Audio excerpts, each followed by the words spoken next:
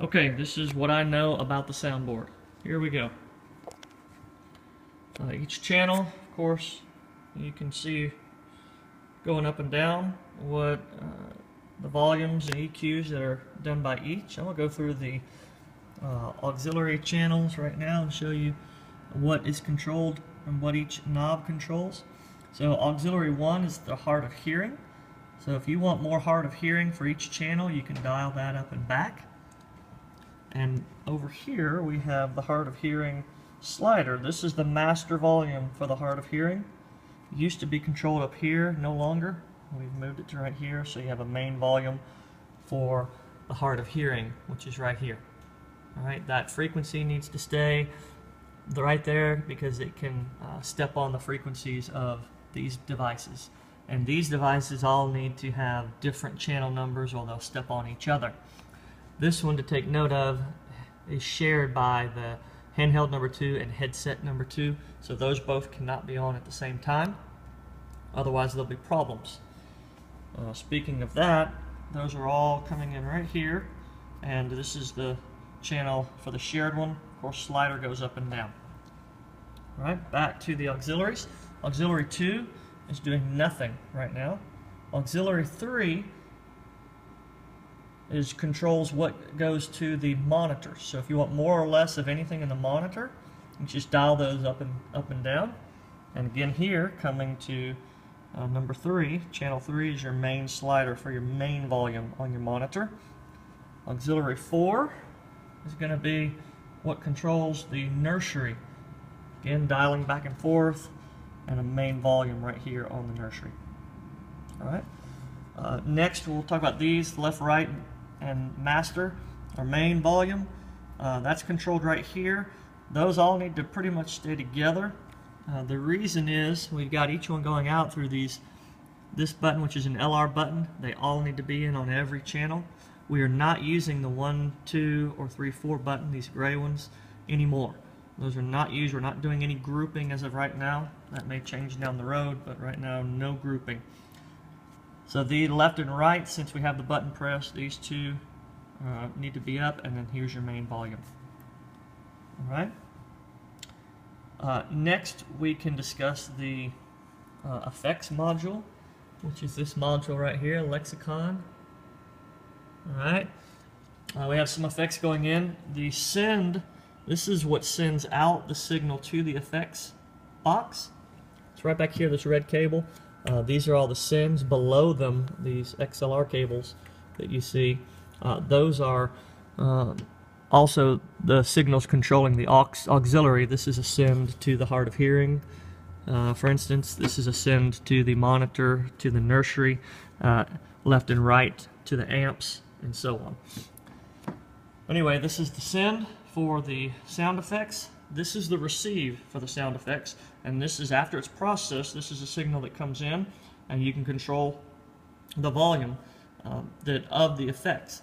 If you want to control the volume for each channel, aux 5 is how much is going to go to the effects module.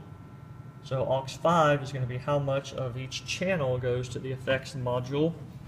As you see listed right here, the effects, you can dial up and down on aux 5. Aux 5, it can also control how much of the effects go to each of the aux 1, which will be hard of hearing. You can turn up and down the effects that are going into the hard of hearing, into the monitor, into the nursery. So you'll see 5's all the way down because that would create a loop going to itself. So we have that all turned down. We are in post fade mix on this button right here on each channel. We're going to leave it that way because that allows us to control volumes that are going to monitors and those sorts of things, monitors and nursery, without the slider controlling that. That way we're dialing it up here rather than it being affected by the slider. The slider in that post mode will only affect what goes to the main speakers out here. Let's see if there's anything else that I'm missing. One other thing, you can change these buttons right here, change whether or not it's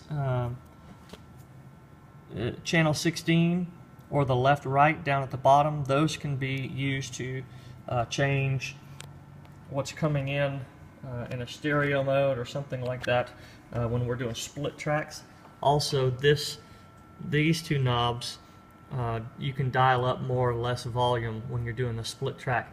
So for instance, I think we have vocals coming through this one, and our vocals coming through this one and music through this one on the computer channel, which is where we're running our DVD, and we can do it through the CD channel.